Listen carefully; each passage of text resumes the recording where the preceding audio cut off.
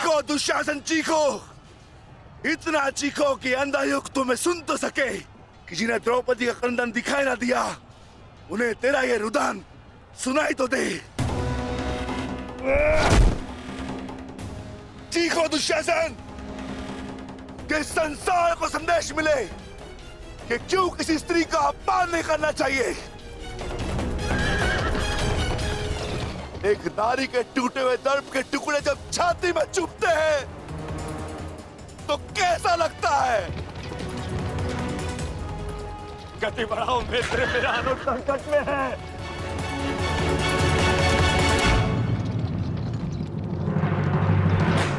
इस बाएं हाथ से तुमने द्रौपदी के केश पकड़े थे ना? स्मरण है ना नीच?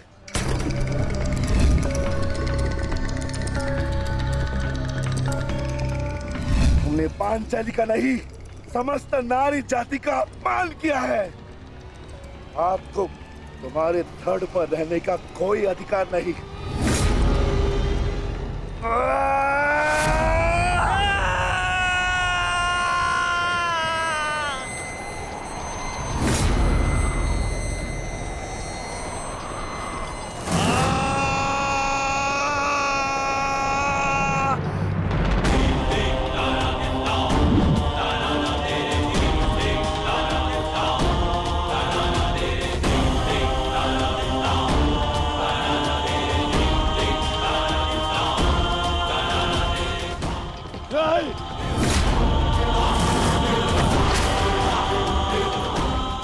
इसी दाएं हाथ से तुमने द्रौपदी का चीर पकड़कर खींचा था ना?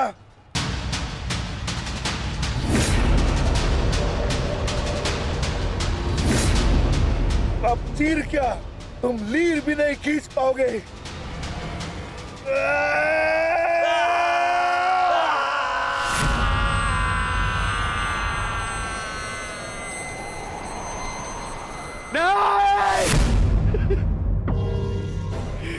बस करो संजय, बस करो, मुझे कुछ और नहीं सुनना। दुशासन!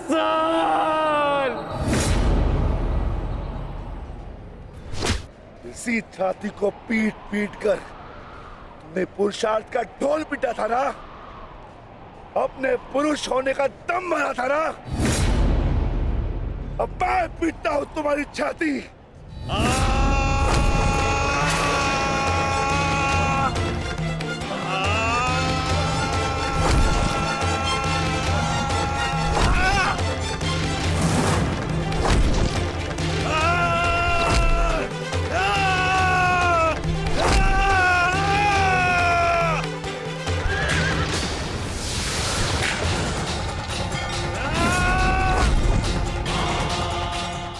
दुशासन, तुमने क्या कहा था पांचाली को? बोल, तुमने क्या कहा था पांचाली को? वैश्या! बोल दुशासन, फिर से बोल।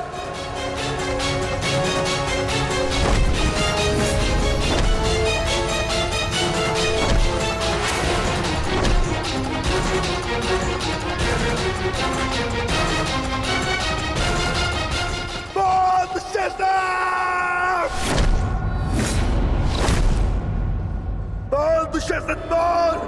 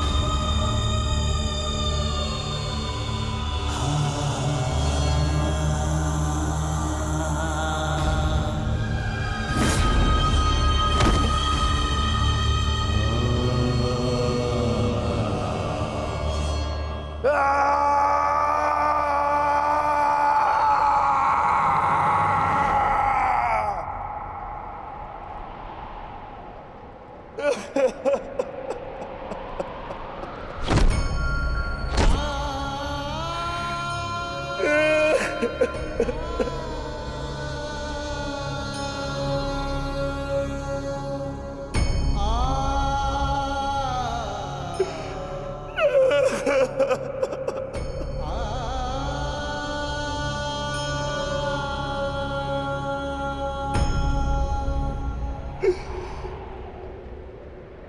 पांडु पुत्र था,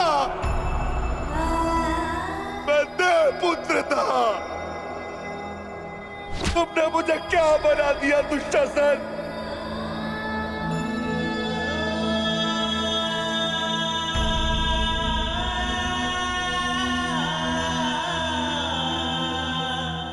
तुमने मुझे पशु बना दिया, तुमने मुझे एक राक्षस बना दिया।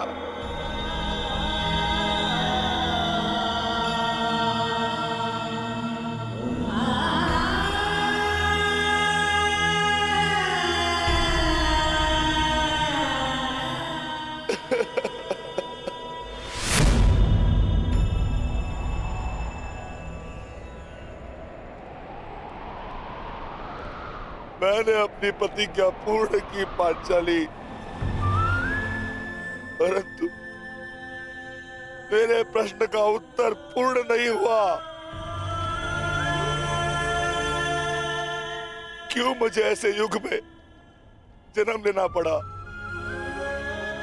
जहां मुझे अपने ही भाई के रक्त से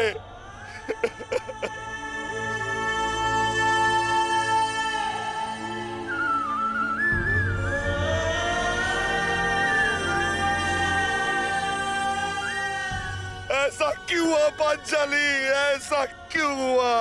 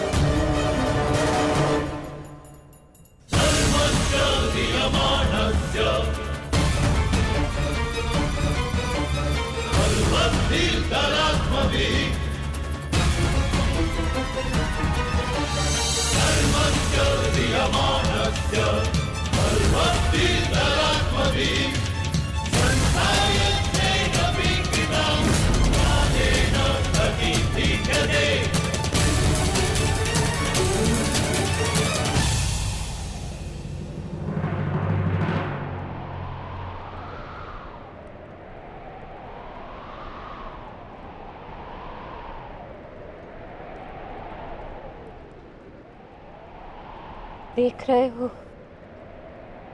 युवराज दुर्योधन,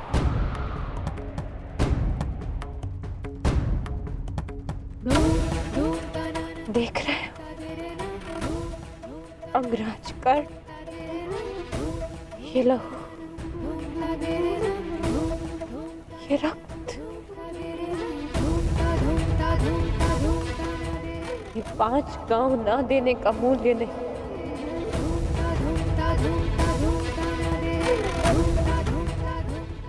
ये पंचभूत से बनी सृष्टि के सबसे बड़े सृजन, स्त्री के अपमान, उसे यातना देने का मूल्य।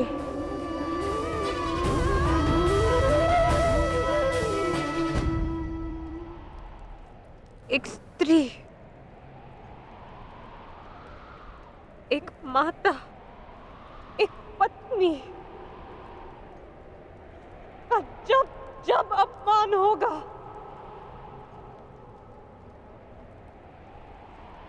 तब तब ऐसा दृश्य दोहराया जाएगा।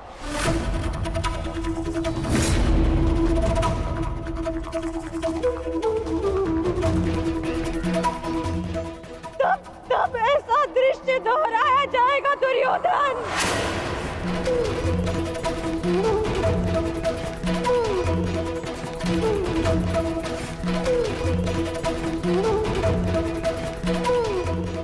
एक स्त्री को अश्रुओं से स्नान कराने का मूल्य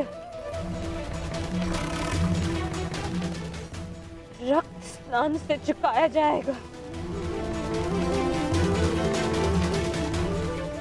आज मेरी पीड़ा कम नहीं हुई है,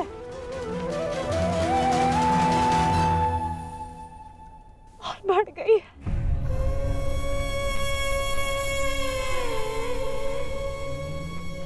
इस संसार में किसी को भी द्रौपदी जैसा भाग्य ना मिले, जिसे अपने ही कुल के सामने, अपने ही कुल के पुरुषों के हाथों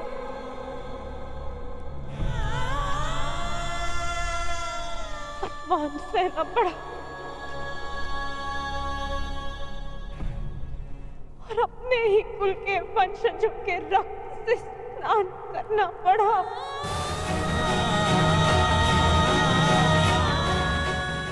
हे ईश्वर,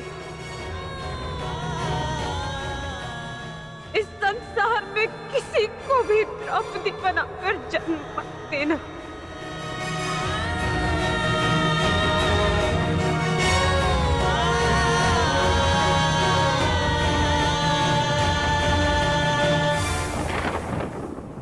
आपके लिए अपने प्राण देकर प्रसन्नता होगी मुझे, क्योंकि मेरे माता पिता ने आज तक मेरा मुख नहीं देखा, और मेरे लिए आप ही मेरे पिता और आप ही मेरी माता हैं। मेरा भाई, मेरा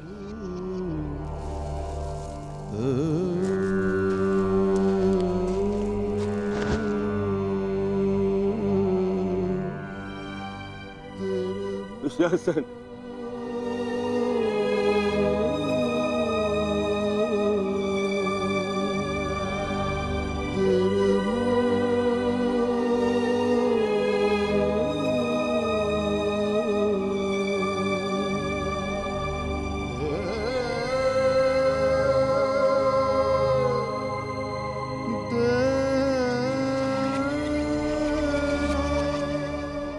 उठ जा, उठ जा, देख युद्ध समाप्त हो गया है।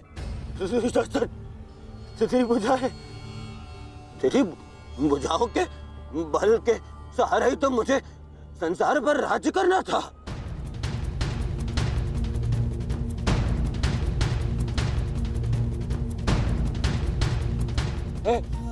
हे दुशासन, मेरा अनुज नहीं, तेरी आंखें का तू अनुज, मुझे यूं अंधकार में छोड़कर मत जान।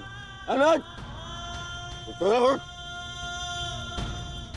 मैं हमारे पिता के भांति अंधा हो जाऊंगा, अंधा हो जाऊंगा। चलो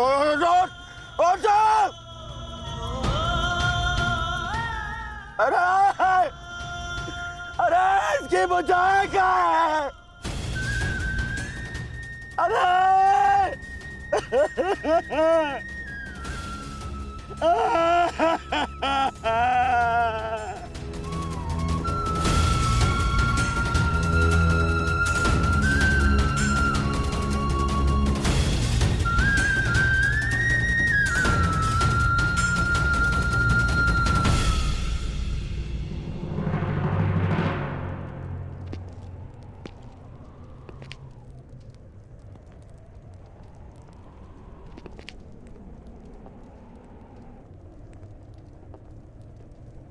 कदाचित तुमने अपने अनुज दुशासन की भुजाओं के बल से ये संसार जीतना चाहा होता दुर्योधन।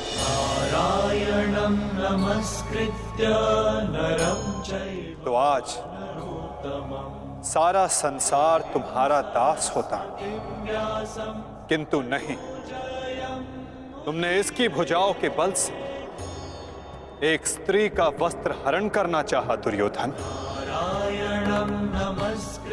कदाचित तुमने इसकी दुर्जयता के बल से तीनों लोकों पर शासन करना चाहा होता दुर्योधन, तो आज तुम्हें वो भी मिल जाता। परंतु नहीं, तुमने ऐसा नहीं किया दुर्योधन। तुमने अपने अनुज दुशासन के मन में कुटिलता और कुचक्र का षड्यंत्र रच दिया। कदाचित तुमने अपने नेत्रों को उचित मार्ग दिखाया होता दुर्योधन, परंतु तुमने अपनी उन आंखों से महाविनाश का स्वप्न देखा। धर्मो रक्षति रक्षितः। स्मरण रहे दुर्योधन, नियति, धरती और प्रकृति ये तीनों स्त्री हैं। और जब जब स्त्री का अपमान होगा, नियति पुरुष के विरुद्ध होगी। धरती उस अपमान का भार नहीं सहेगी और प्रकृति उसे नष्ट कर देगी। दुर्योधन, क्या तुम्हारे अनुजों में, क्या तुम में पुरुषार्थ कम था जो द्यूत खेलने की आवश्यकता पड़ी?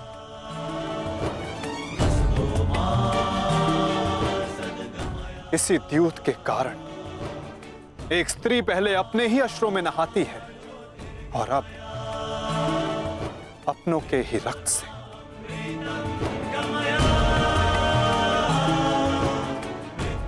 क्यों किया तुमने ये लालच दुर्योधन? क्यों रचा ये कुचक्र? इसी द्यूत, इसी कुचक्र, इसी लालच के कारण रचता है ये युद्ध, ये महाविनाश, ये महाभारत।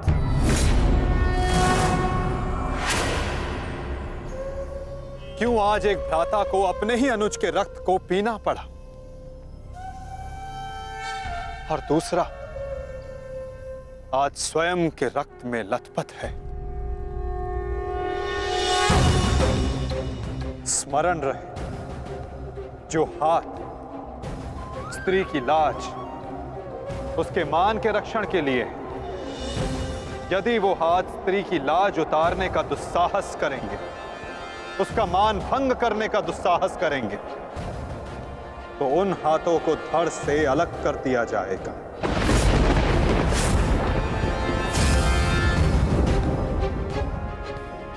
जो वस्त्र हरण करेंगे, उनका प्राण हरण होगा। जब जब किसी की आंखें अनुचित होता देखना स्वीकार करेंगी, तब तब उन आंखों को बंद होना होगा।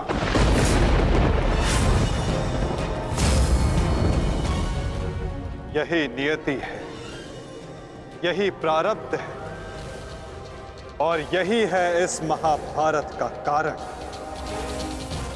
और निवारण।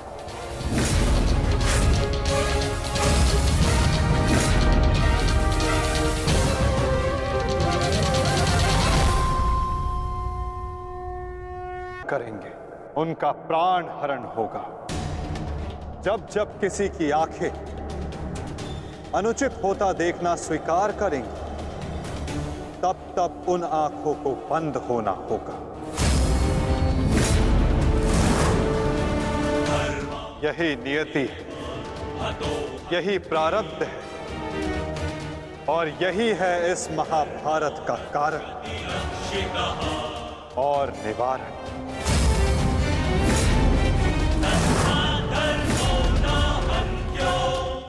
अधर्म की ओर धर्म के बढ़ते बाणों को रोकने का प्रयास करने वालों को बाणों की शैया पर विश्राम करना होगा। जो अधर्म की आज्ञा पर शीश झुकाएंगे, उन्हें स्वयं का शीश कटाना होगा।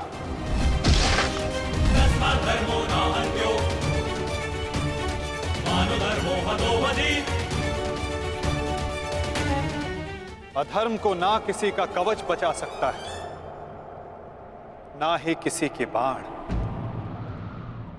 ऐसा कोई रथ नहीं जिस पर अधर्म चढ़कर अपने लक्ष्य तक पहुंच सके। ग्रास लेगी ये धरा उस अधर्मी को भी और अनचाहे उसका साथ देने वाले के रथ को भी।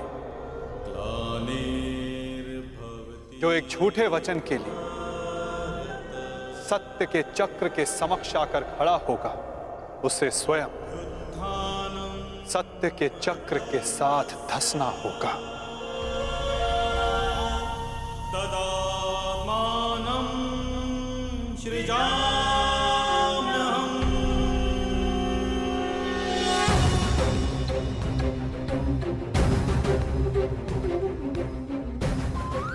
ये तुम्हारे अपमान का नहीं, समस्त स्त्री जाति के अपमान का प्रतिकार है पांचाली।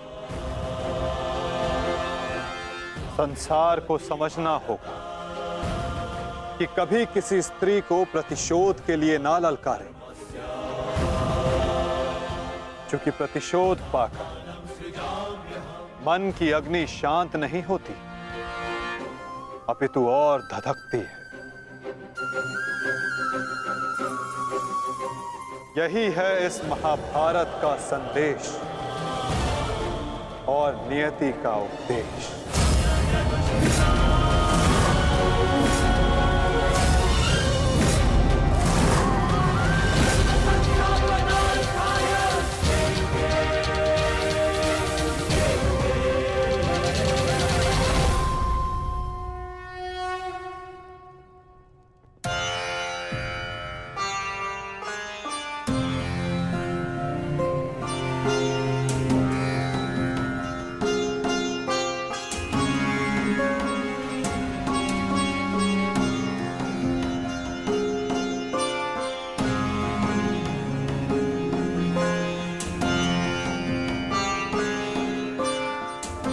अपने आप को संभालो मित्र, एक योद्धा को रोकर विदा नहीं करते।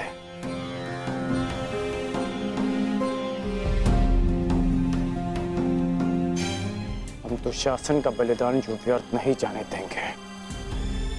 आगे बढ़ो मित्र, अपने अनुज की अंतिम विधियां पूर्ण करो।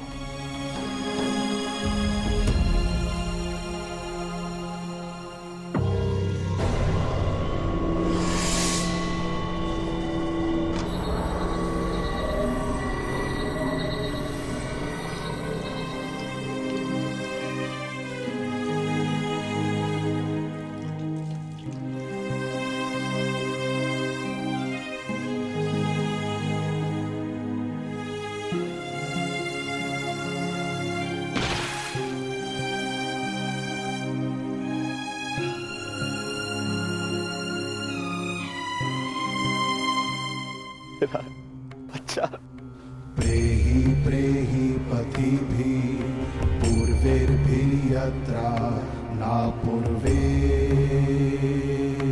पितरपर्युः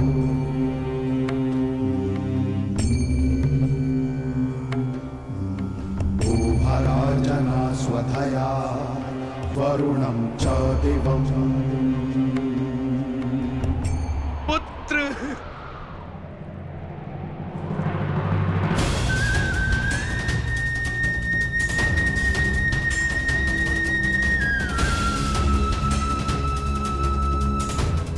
क्यों?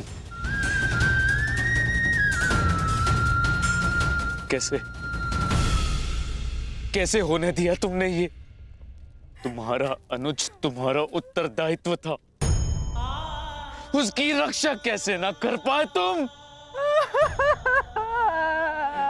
मैं नेत्रहीन हूं पुत्र, परंतु ऐसा प्रतीत होता है जैसे किसी ने मेरा एक नेत्र छीन लिया है।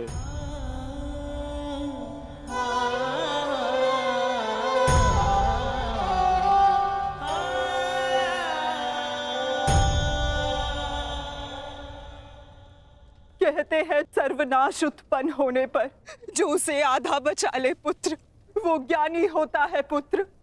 मैं अपने 99 पुत्रों को तो खो चुकी हूँ, परंतु मैं अपना अंतिम पुत्र नहीं खोना चाहती, नहीं खोना चाहती।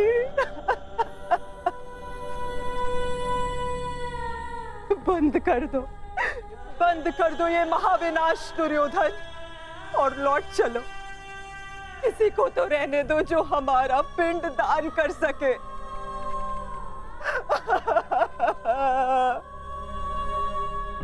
चलो पुत्र, लौट चलो। नहीं, अब इस युद्ध को रोका नहीं जा सकता। मैं इस युद्ध के ऐसे पड़ाव पर पहुंच चुका हूं जहां से पीछे लौटना संभव नहीं। ये दलदल या तो मुझे निगल जाएगा और या मैं इसे समाप्त कर दूंगा। अब या तो उन पांडवों का अंत होगा और या तो मेरा। नहीं। उससे पूर्व कदाचित ये युद्ध नहीं रोक सकता। अब ये युद्ध ना मुझे राज्य के लिए लड़ना है और ना ही सम्राट बनने के लिए। ये युद्ध करना है प्रतिकार के लिए। जिन पांडवों ने मेरे 99 भ्राताओं का वध किया, उनके वंश का समूल नाश करूंगा मैं।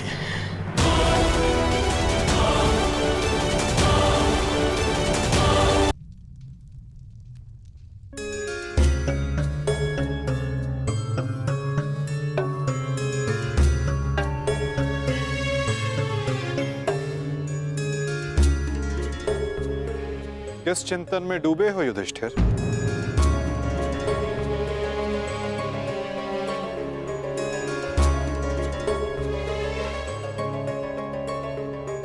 प्रणिपात वासुदेव।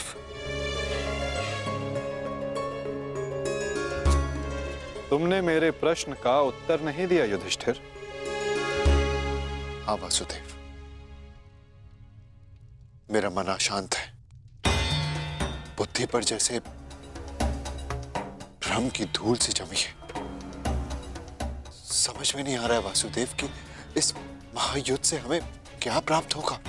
आश्चर्य, धर्मराज के मन में ऐसा असमंजस।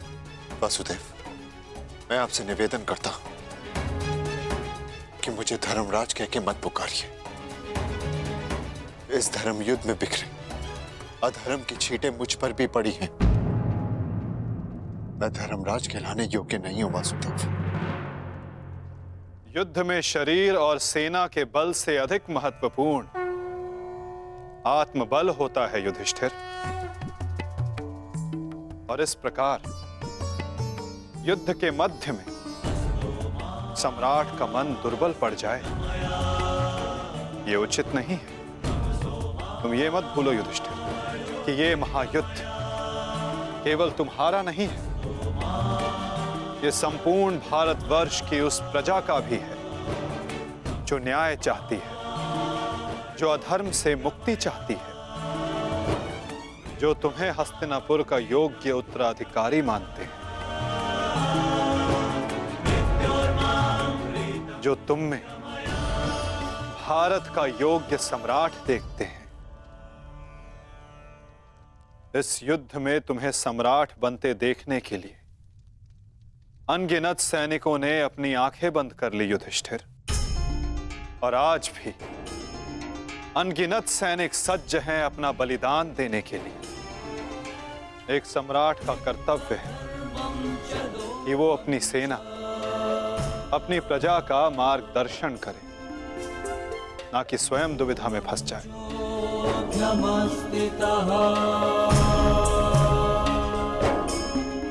किंतु प्रश्न ये है कि सम्राट के मन में ये प्रश्न आया क्यों? कहीं सम्राट को ऐसा तो नहीं लगता कि उनके प्रिय अनुज महायोद्धा अर्जुन पूरे मनोयोग के साथ भाग नहीं ले रहे? कदाचित इसीलिए अंगराज अब तक युद्ध क्षेत्र में है। अंगराज का वध केवल अर्जुन के हाथों संभव है। यदि युद्ध भूमि में अर्जुन अंगराज का वध कर देते हैं तो अवश्य ये संभव है युधिष्ठिर।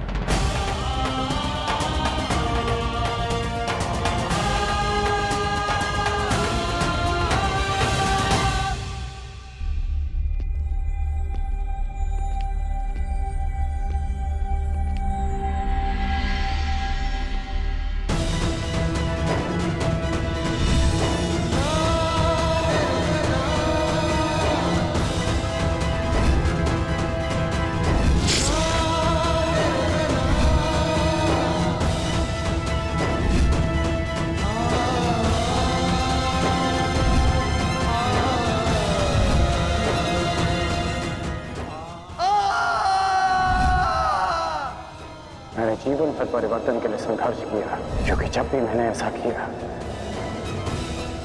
तो मैंने लोगों की आंखों में आशा की किरण देखी।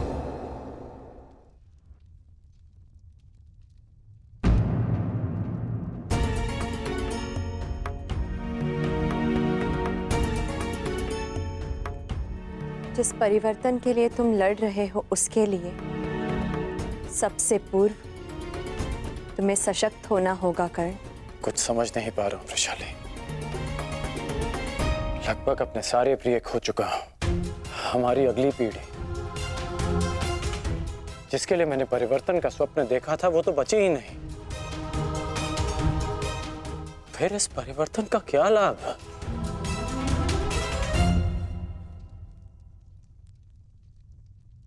तुमने जो जो सहा है मुझे उसका भान है कर्ण, परंतु कुछ नवीन पाने के लिए बलिदान करने ही पड़ते हैं।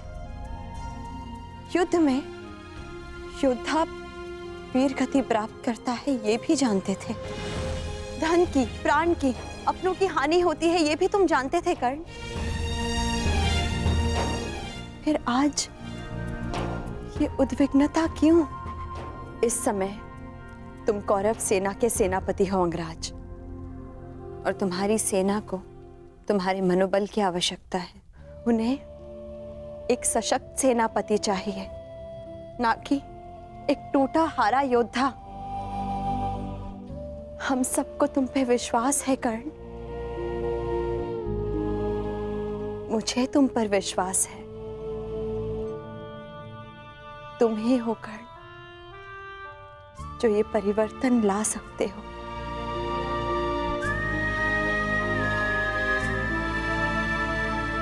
मैंने तुम्हें कितने कष्ट दिए हैं, फिर भी सदा तुमने मेरा साथ दिया, मुझे साहस दिया।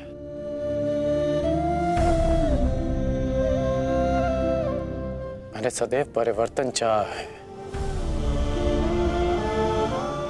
उसमें विश्वास रखा है, पर आज स्वयं को संभाल नहीं पा रहा हूं मैं।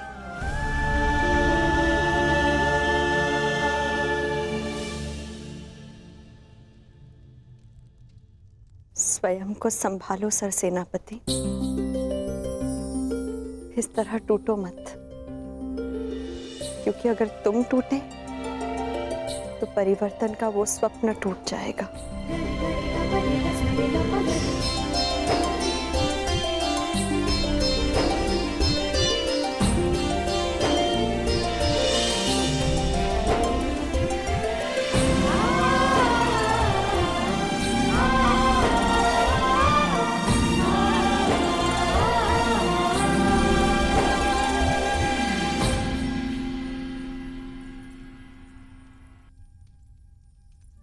जी एकांत। जी मैं कुछ मत कहो कुंती, समय ने मुझे उस मोड़ पर लाकर खड़ा कर दिया है जिस मोड़ पर ना तो मेरे पास कुछ कहने के लिए है और ना ही सुनने के लिए। तुम्हें स्मरण है तुम्हें वो समय कुंती जब हमारे हस्तिनापुर में हर्ष, खुशी, उल्लास और आनंद होता था। मुझे दंभ होता था कि मेरे कक्ष में 100 और तुम्हारे कक्ष में 5 दीपक हैं, परंतु आज मेरा ये कक्ष अंधकार में डूब गया है। एक एक करके इस अभागिन माता ने अपने 99 पुत्र खो दिए हैं।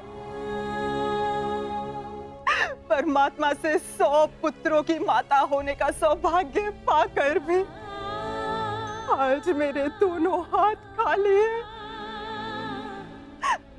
माता के आंसू तो अपने एक पुत्र के वियोग में सूख जाते हैं,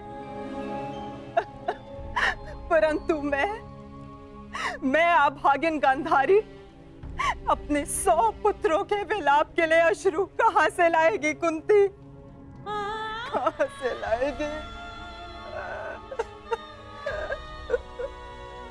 ऐसा नहीं है दीदी, ये दुर्भाग्य नहीं, हमारी असफलता है। दीपक का दर में जलना ये तो संभालने वाले के हाथ में है कि वो उस दीपक से प्रकाश करवाता है या अपने घर को सुहा कर लेता है या अपने संतान पर अपना नियंत्रण खोने के कारण ये युद्ध हुआ है,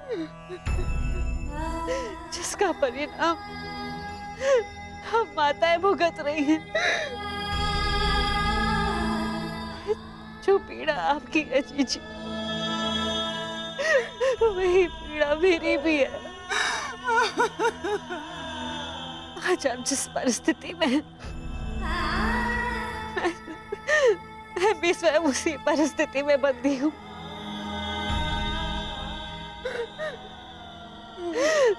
भाइयों को लड़ते देख कौन सी माता प्रश्न हो।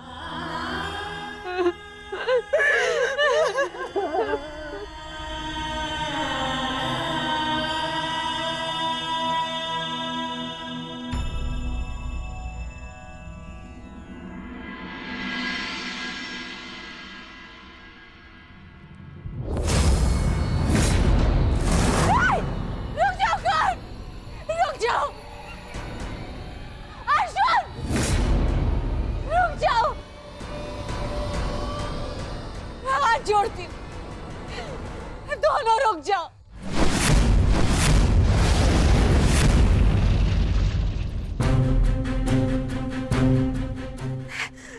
ऐसा नहीं होने दूंगी।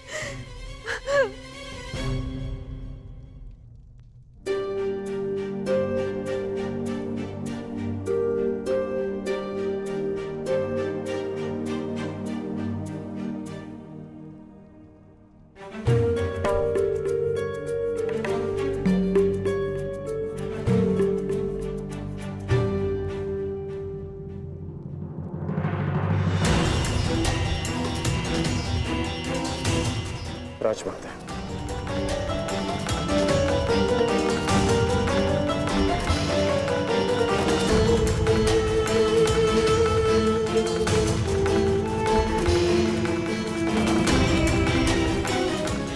बड़ी बात राजमाता, ऐसा क्या हो गया कि आपको इस समय यहाँ आना पड़ा? कुछ शुभ शब्दों ने मेरे मन को व्याकुल कर दिया है। मैं समझ सकता हूँ। जिस माता के सारे पुत्र युद्ध पर हों, उस माता का मन व्याकुल होना स्वाभाविक है। बात ये नहीं है, मैंने दुस्वप्न देखा। कैसा दुस्वप्न? तुम बांध छड़ा आगे जा रहे हो, अर्जुन भी सजा है और दोनों ने बांध संधान कर दिया और मैं बीच में आ गई, किंतु तुम दोनों ने बांध छोड़ दिया। फिर क्या हुआ? फिर मेरा सपना टूट गया। जो स्वप्न आपने पूरा देखा ही नहीं, उसके लिए आप व्यथित क्यों हो रही हैं? मैं व्यथित हूं क्योंकि बाण किसी का भी हो, किसी की भी छाती भेदे,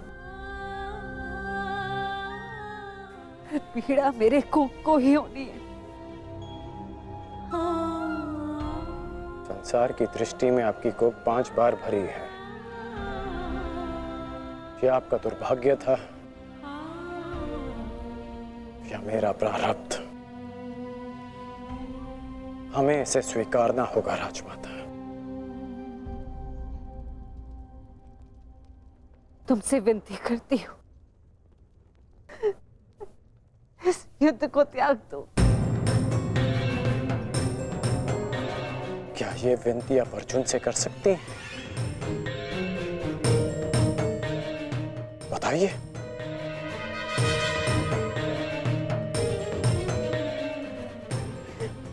विवश, परंतु हम विवश नहीं हैं पुत्र।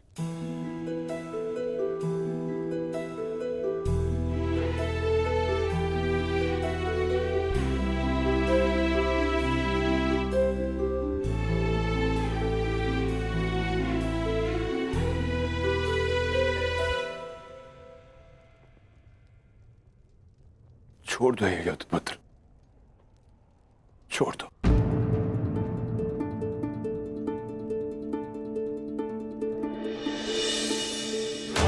पिताश्री, आपके पिता के आदेश के साथ साथ हमारा आदेश भी सम्मिलित है पुत्र।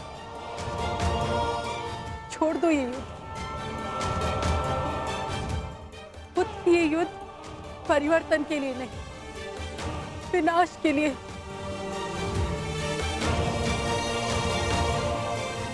समझ लो कि हम अपने पालन पोषण के ऋण का मूल्य मांग रहे हैं तुमसे।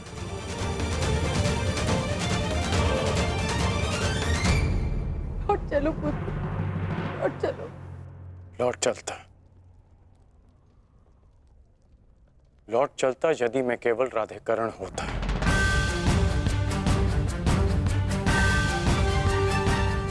अब मैं कौरव सेना का सर सेनापति हूं पिताश्री,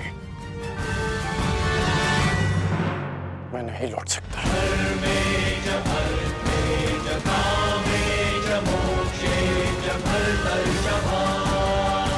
मेरा कर्तव्य आपका आदेश न मानने के लिए मुझे विवश कर रहा है। मैं नहीं लौट सकता माता। ब्रह्म मुहूर्त में देखा गया सपना सत्य नहीं होता है पुत्र।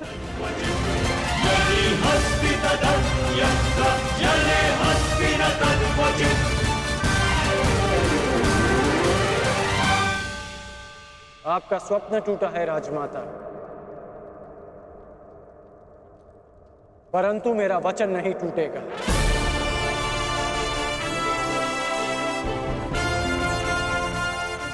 सूर्योदय होने को है, मेरा अर्घ देने का समय हो गया।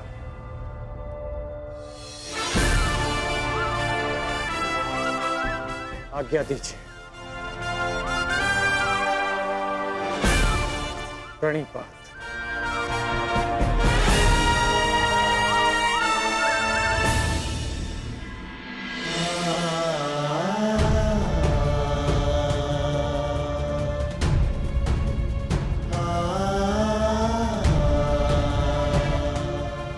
आज्ञा दीजिए पिताश्री। आयुष्मान भव।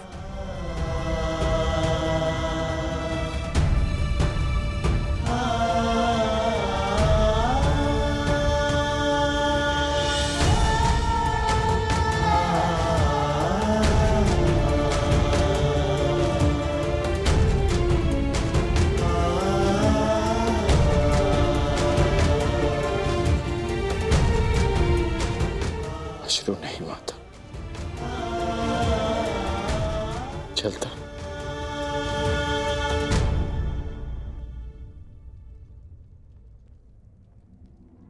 यशस्वी भव।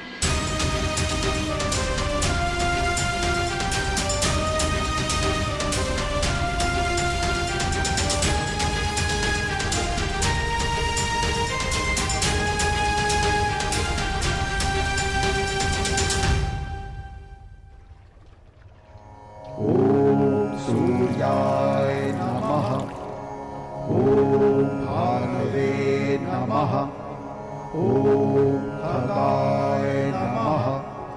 ॐ श्री सवित्रे सूर्यनारायणाय नमः।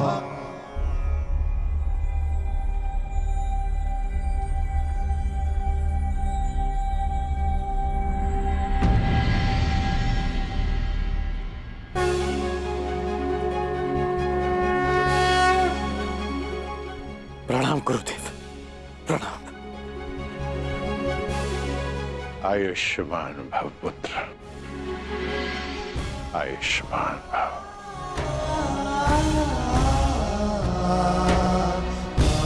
गुरुदेव, आप यहाँ? मैं तुम्हें कुछ स्मरण कराने आया हूँ राधे। मुझे स्मरण है गुरुदेव, ये अर्घ्य देते समय मुझसे कोई कुछ भी मांगे उसे मैं पूर्ण करूंगा,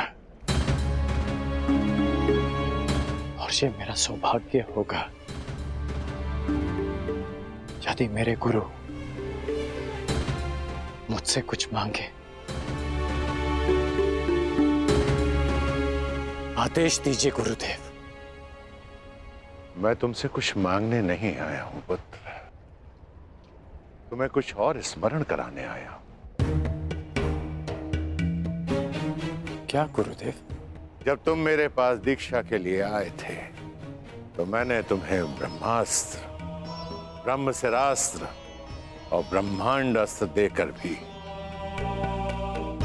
उसे तुम्हारे लिए निष्क्रिय कर दिया था। स्मरण है मुझे,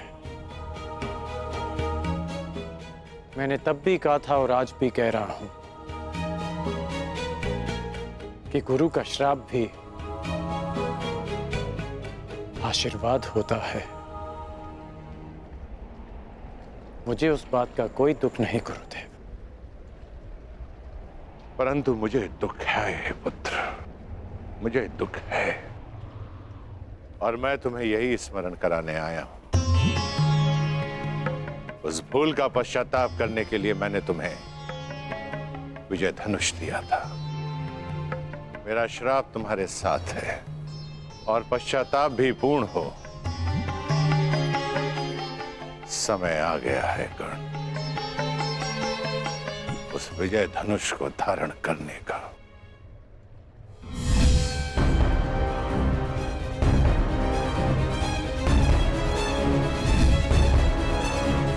विजय धनुष का आवाहन करो और विजय धनुष को धारण करो। जब तक वो विजय धनुष तुम्हारे हाथों में रहे, इस संसार में कोई भी शत्रु तुम पर विजय नहीं पा पाएगा।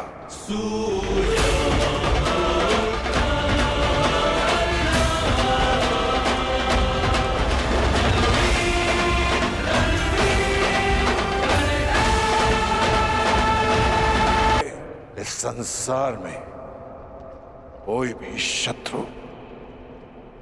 तुम पर विजय नहीं पा पाएगा।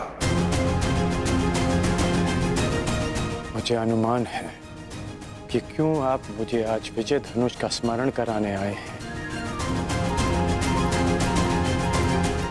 मैं आपको विश्वास दिलाता हूं कि एक चिरंजीवी गुरु का शिष्य आज मृत्युंजय बनेगा, जिसके सामने मृत्यु भी सर झुकाकर आएगी।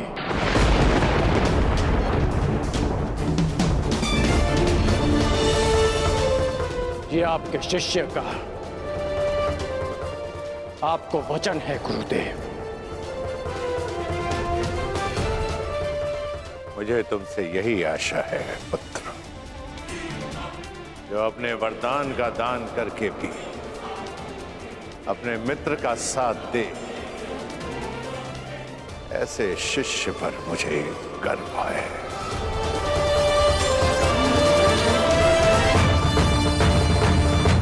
परशुराम को कोई इसलिए स्मरण करे या ना करे कि उसने धरा को 21 बार क्षत्रिय विहीन कर दिया था, परंतु संसार परशुराम को इसलिए स्मरण अवश्य करेगा कि उसके शिष्य गण ने अपने वचन को निभाने के लिए अपने आप को कवचहीन कर दिया। मैं कृतार्थ हुआ कर्ण, कृतार्थ। दिव्य दृष्टि से बाण शक्ति से जीते ये सारा रण। करे जीते हर बाधा कर, छूट ना पाए लक्ष्य हो चाहे सूक्ष्म सा छुपा होकर।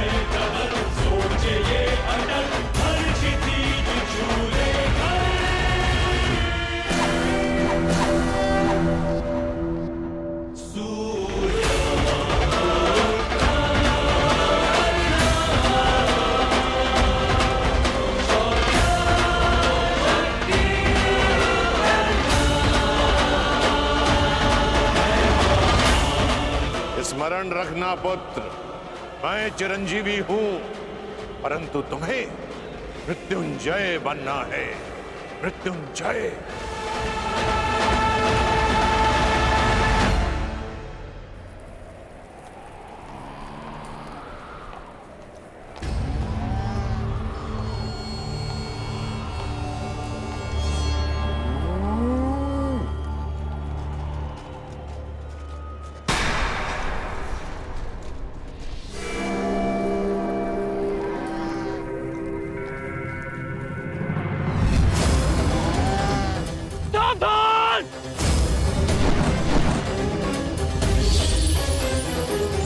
किस प्रकार तुमने कीचड़ में फंसे हुए मेरे असहाय बछड़े को मारा है, उसी प्रकार तुम भी एक दिन पृथ्वी पे असहाय गिरे रहोगे।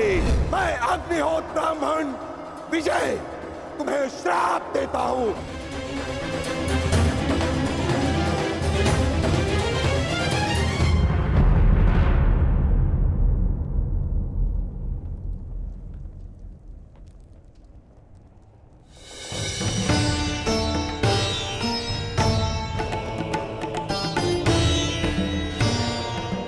प्रणिपात माधव।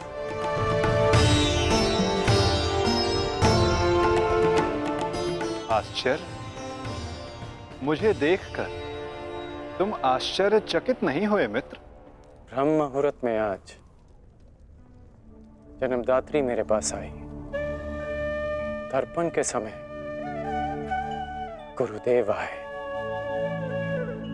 और अभी उस श्राप का स्मरण हुआ। विश्वास हो गया माधव कि आज का दिवस विशेष है, और भान था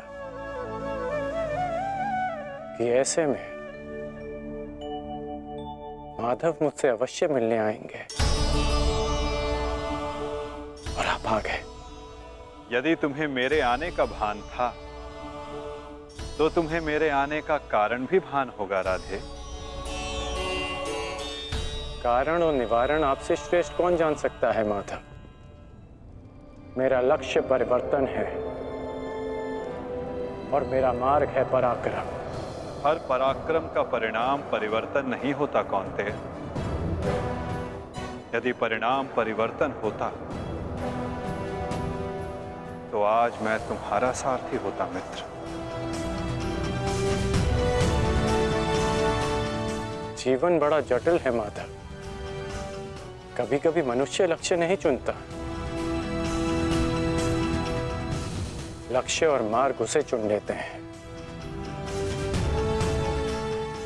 मुझे भी प्रारब्ध ने अपना योद्धा चुना है। परंतु प्रारब्ध योद्धा नहीं बनाता मित्र, योद्धा प्रारब्ध बनता है।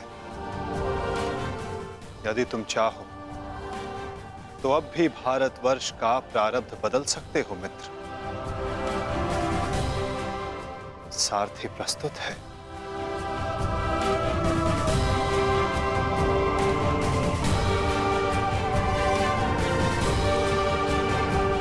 विलंब हो चुका है माता।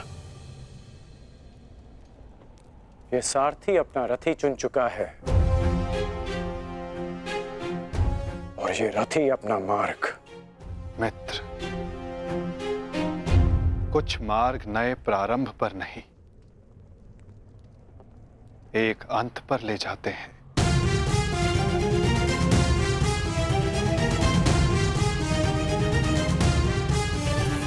मैं आपका मंतव्य समझता हूं माता,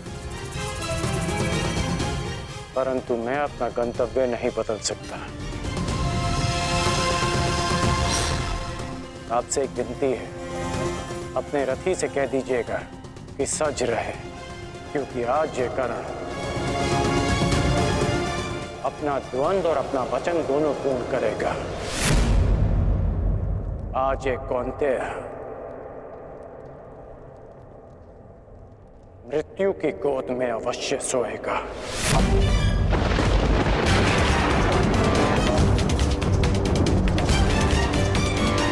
क्या ये तुम्हारा अभिमान है मित्र?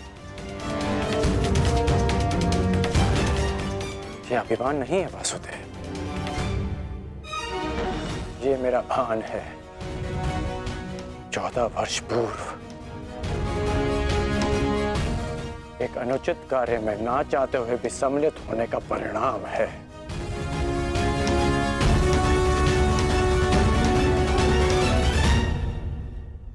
आपने उचित कहा था माधव कि आपका चयन आपका भविष्य चुनता है, और मैं अपना चयन कर चुका हूं। माधव, आपकी मुस्कान सदा मन को शांति देती है। प्रणिपात माधव।